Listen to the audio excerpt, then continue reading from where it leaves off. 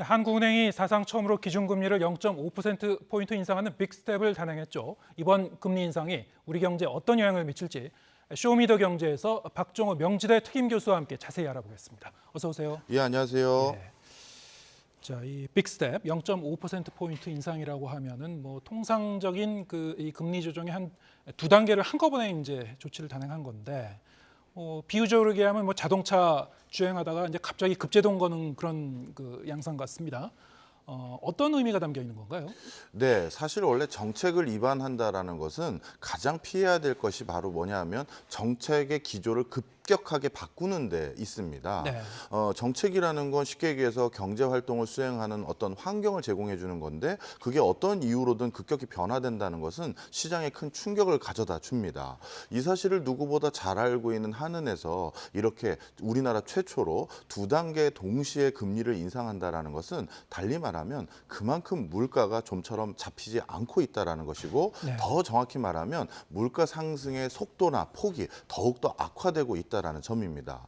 대표적으로 말씀드리면요. 물가 상승률이 3%에서 5%로 올라가는 데까지는 7개월 가까이 걸렸는데요. 5%에서 6%로 올라가는 데는 불과 한 달 만에 올라가게 됐습니다. 예. 그러니까 물가 상승의 속도 역시도 더욱더 가속화가 되고 있다는 것이고요. 그다음 두 번째로는 물가 상승률 집계 품목 중에서 절반 가까이가 물가 상승률이 5%를 넘는 수치로 기록이 되고 있습니다. 이것은 물가 상승을 압박하는 요인들이 점점 더 광범위하게 퍼지고 있다는 것이거든요. 네. 바로 이러한 물가 상승 기조가 더욱더 악화되고 있는 상황에서 한은도 어쩔 수 없이 이렇게 역사상 최초로 두 단계 금리 인상을 한 것으로 보여집니다. 네. 이창용 이 한국은행 총재도 오늘 얘기 들어보면은 시장에 좀 더 명확한 신호를 보내기 위한 것이다. 그러면서 이제 이 기대 인플레이션 얘기를 했어요. 기대 인플레이션을 막기 위한 것이다. 결국에 이제 시장 심리를 좀 안정화시키고자 하는 건데, 뭐 자동차가 좀 이 가속화된다고 이렇게 빠르면 곤란해. 급제동 건다고 해서 이제 자동차가 속도를 줄이듯이 이 네. 시장이 이 인플레이션이 이제 멈춰질지 그거는 이제 지켜봐야 되는 문제 아닙니까? 예, 맞습니다. 그런데 지금의 인플레이션과 관련된 여러 다른 지표들을 보면 이게 쉽게 잠재워질 것 같지가 않습니다. 네. 인플레이션이 얼마나 지속적으로 계속 올라갈 수 있는지에 대한 요인들을 크게 근원 인플레이션과 기대 인플레이션 이 두 가지로 우리가 많이 진단을 하는데요. 이 두 가지 모두 4%가 넘는 것은 굉장히 이례적인 겁니다. 예. 인플레이션이 올라갈 수밖에 없는 근원적인 이유도 4%가 넘고 심리적인 요인으로 사람들이 점점 물가가 오를 것이다라는 기대감도 이렇게 고공행진을 한다라는 것은 당분간 물가가 잡히기가 어렵다라는 걸 반증하는 것이고요. 더 심할 경우에는 이 물가 상승의 지금과 같은 고공행진이 고착화될 수 있는 위험마저도 있습니다. 네. 바로 그런 것들 때문에 이번에 이창용 총재께서도 아마 고강도의 금리 인상을 통해서 정부의 또는 중앙은행의 강경한 의지를 피력한 것으로 보여집니다. 네. 그럼 지금 상황에서는 이제 이 빅스텝 금리 인상의 효과가 언제쯤 이 체감이 될지 그건 뭐 단언할 수 없는 상황이다 이렇게 보면 됩니까? 예, 사실 단언할 수는 없고요. 그리고 한은 입장에서는 지금의 물가 상승 기조가 언제 꺾일지에 대한 나름대로의 전망도 이번에 같이 내놨는데요. 네. 연말까지는 물가가 계속 올라가는 추이가 좀처럼 꺾이기는 어려울 거다라고 말씀을 하셨습니다. 예. 뿐만 아니라 물가 상승의 정점에 이르는 구간이 올 연말 또는 3, 4분기 말쯤이나 가능할 거라고 보여짐과 동시에 그럼 그게 정점이니까 그 뒤부터는 본격적으로 물가가 다시 안정화되느냐 그것도 기대하기 어렵다라고 이번에 금통위원 회의 때 브리핑에서 발표를 하셨어요. 완만한 하강이라고 표현을 했죠. 맞습니다. 네. 그러다 보니까 이 물가 상승의 기조라는 것이 적어도 올해뿐만 아니라 내년까지 계속 이어질 수 있는 요인들이 많다는 것이고요. 예. 특히 최근에 유가가 이렇게 다시 급락하고 있는 상황에서 그러면 물가도 다시 안정화될 수 있는 충분한 요인들이 있는 거 아니냐 이렇게 생각하실 수 있는데요. 석유류 같은 경우는 분명 가격이 급락하고 있는 것이 맞습니다. 하지만 천연가스 같은 경우는 아직도 가격이 올라가고 있어요.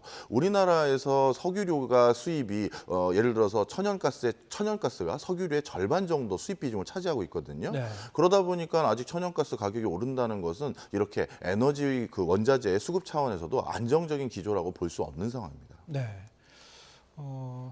오늘 이제 이 금통위가 이제 금리 인상을 단행하고 2주 뒤에는 이제 미국 연준이 금리를 어떻게 조정할지 이게 이제 관심사인데 또다시 자이언트 스텝 지금 전망이 나오고 있죠. 이렇게 되면 이제 한미 간의 금리 역전이 불가피한 거 아니냐 뭐 이런 얘기가 나오고 있어요. 네, 맞습니다. 역사상 이제 한 세 차례 정도 한미 간의 금리 역전이 일어났습니다. 통상적으로 우리나라처럼 미국보다는 좀 더 신흥국에 부합하는 형태의 국가들 같은 경우 네. 더 높은 이자를 지급한다라는 그런 환경을 제공해야지만 외화 자금이 유출되지 않은 것이 사실입니다. 그런데 역사상 우리가 금리 역전이 일어났던 세 차례를 비교해 봤었을 때 금리 역전이 일어났다고 해서 곧바로 대규모 외화 자금이 유출되거나 꼭 그렇지만은 않았었습니다. 그리고 이번에 미국이 금리 인상을 전격적으로 단행할 경우 또다시 금리 역전이 일어나긴 합니다만 예전에도 그 미국과 우리나라의 금리 역전의 그 폭이 100pp 이상이 됐었어도 나름대로 일정 기간 안에는 우리나라 금융시장이나 이런 것들이 안정화가 계속 된 적이 있었거든요. 네. 물론 그때 그랬다고 해서 이번에도 꼭 그렇게 된다라는 보장은 없습니다만 반대로 금리 역전이 됐기 때문에 외화 자금이 무조건 유출되거나 금융시장에 큰 교란이 있다 이렇게 보기도 어렵습니다. 네. 지금 한국은행이 이제 앞으로 올해 안에 이제 남은 이제 금통위가 이제 세 차례인데 세 차례 이제 0.25% 포인트씩 이제 꾸준히 올릴 것인지 그럴 가능성이 있는 것으로 좀 전망이 되고 있는 거죠. 그럼에도 불구하고 이제 한미 간의 금리 역전 현상은 당분간 지속될 가능성이 있다. 어느 정도 그러면 그 이 역전 현상을 용인할 수 있을까요? 예, 사실 우리나라와 미국의 금리 역전 기조만 봐야 되는 것이 아니라 네. 국제적인 외환 자금의 흐름은 다른 여타 국가들과 미국과의 금리 역전 현상이라든가 금리 역전의 폭 이것들을 같이 비교하면서 자금의 흐름들이 움직이는 게 사실입니다. 예.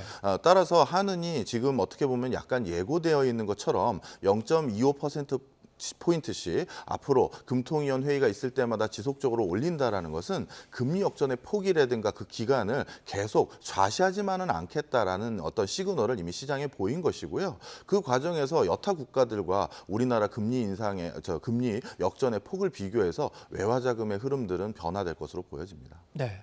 오늘 이제 금리 인상으로 이제 환율과 증시 어떻게 움직였는지도 궁금한데요. 어떤 반응을 보였습니까? 네, 환율 같은 부분은 1,300원 수준대를 계속 웃도는 수준으로 지금도 이제 조성이 되고 있습니다. 네. 그리고 한 일주일 전쯤으로 기억하는데 대표적인 국책 연구기관인 KDI에서는 이런 수준으로 계속됐을 때는 환율이 1,400원대까지도 오를 수 있다라고 해서 큰 파장을 일으킨 적이 있었었는데요. 실질적으로 환율이 계속적으로 이렇게 오르는 기조가 계속될 가능성이 많아져 보이고요. 특히 국제적인 금융시장이라든가 경제 상황이 더욱더 불안전성이 높아지고 있는 상황에서 대표적인 안전자산에 대한 회귀로 점점 분위기가 높아져 가는 것 같아요. 특히 IMF 사무총장께서 직접 발표한 여러 내용들이 최근에 뭐가 있었냐면 개도국들의 연이어 디폴트가 우려되고 있는 상황이다라고 얘기를 했고 그거와 관련돼서 외신에서는 뭐 튀니지라든가 이집트, 브라질, 스리랑카 이외에도 많은 나라들을 지목하고 있습니다. 뭐 파키스탄 같은 중동 국가들도 포함되어 있고요. 이런 과정에서 신흥국 시장의 불확실성이 더욱더 높아진다면 우리나라에서 외화 자금의 이탈 속도는 더욱더 빨라질 수밖에 없고 그렇다면 환율이라는 게 지금과 같은 고공행진을 계속할 수밖에 없는 상황으로 보여집니다. 고공행진을 당분간 계속할 수밖에 없다. 자, 이러면 이런 상황에서 이 환율 방어를 하기 위해서 한국은행이 이제 달러를 이제 시중에 내다 팔고 그렇게 되면 이제 외환 보유고는 점점 줄어들 수밖에 없고 자칫 잘못하다가는 이제 과거에 이제 외환위기 같은 상황이 오는 거 아니냐 이런 이제 불안감이 생길 수가 있는데 자, 바로 이런 이유에서 지금 거론되고 있는 것이 이제 한미 통화 스와프죠. 일종의 이제 안전장치라고 할 수 있을 것 같은데요. 어느 정도 지금 그 이 재개 가능성이 있습니까? 네, 일단 외환 보유고 자체를 말씀을 드리면 IMF에서는 각 국가마다 어느 정도 수준의 외환 보유고를 가지고 있어야 된다라는 권고 사항을 가이드라인으로 주고 있는데요. 네. 최근 환율을 방어하는 과정에서 국가에서 이 달러를 대거 방출하다 보니까 그 적정 기준선보다 다소 밑으로 내려와 있는 것은 사실입니다. 그러다 보니까 추가적으로 앞으로 환율 부분에 대해서 더욱더 불안전성이 높아지면 이걸 방어하기 위한 한미 통화 수합 등을 이제 논의를 해야 되는 상황인데요.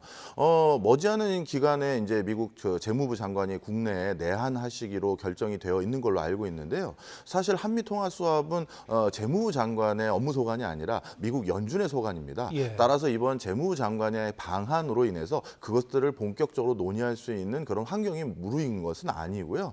필요에 따라서 우리나라뿐만 아니라 일본 그리고 미국 등과 함께 국제적인 금융시장을 안정화시켜야 된다는 공통적인 컨센서스가 생긴다면 뭐 한미 통화 수합도 곧바로 추진할 수 있는 상황이라고 보여집니다. 네. 이제 사실은 가장 이제 걱정되는 부분은 금리가 이제 지속적으로 오르게 되면은 이 부채를 많이 갖고 계신 분들 상당히 좀 어려워지실 텐데요. 이자 부담이 이제 커지니까 뭐 지금 보면은 뭐 영끌족들도 많이 있을 거고요. 걱정이 계속 커질 거고 특히 또 이제 취약계층 자영업자라든가 이제 소상공인분들 공교롭게도 이제 올 가을쯤에서 코로나 상황에서 이제 취해졌었던 그 금융 지원이 이제 끊긴다고 그래요. 이렇게 되면 좀 이중으로 고통스러워지는 거 아닌가 그런 생각이 드는데요. 뭐 어떤 그 대책을 세워야 될까요? 예, 이번에 한은에서 이런 금리 인상을 단행하면서 말씀하신 것들이 뭐냐면 경기 침체에 대한 것들에 대한 우려가 높아지고 있는 걸 분명히 알고 있다라고 같이 말씀을 하셨습니다. 예.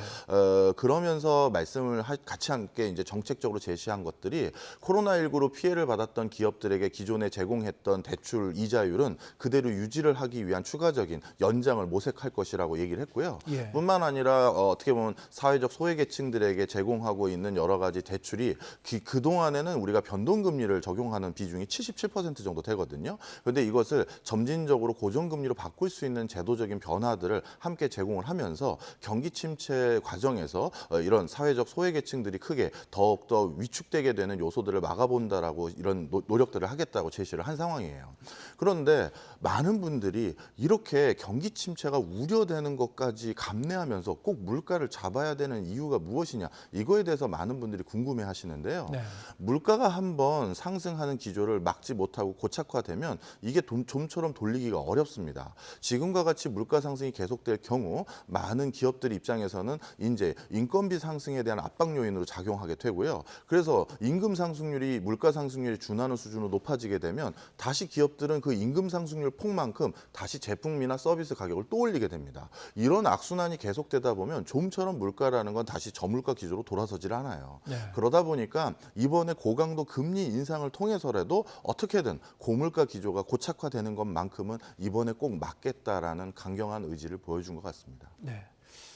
물가가 좀 잡혔으면 좋겠는데 또 해외 여러 가지 변수가 지금 그 복합적으로 작용하고 있어서요. 네, 좀 더 지켜봐야 될 것 같습니다. 박종호 명지대 특임 교수와 함께했습니다. 고맙습니다.